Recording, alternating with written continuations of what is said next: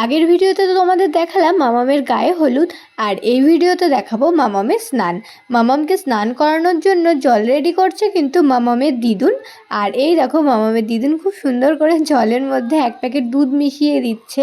জানি দুধ অপচয় করা উচিত নয়, কারণ এটুকুই অনেকে পায় না, কিন্তু ছবি সুন্দর আসার জন্য এটুকু না করলেই নয়। এছাড়া অপচয় জিনিসটা কিন্তু আমিও পছন্দ করি না। তো এদিকে আমরা সবাই রেডি আর ভীষণ এক্সাইটেড মামামের স্নান দেখার জন্য।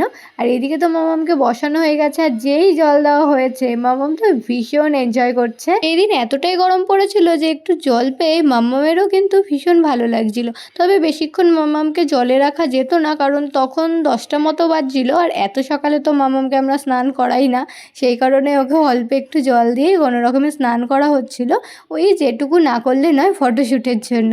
আর এই দেখো জল পেয়ে কিন্তু ও খুব এনজয় করছিল। তো এই ভিডিওটা এখানেই এন্ড করছি, দেখা হবে নেক্সট মিনি ব্লগে। টাটা।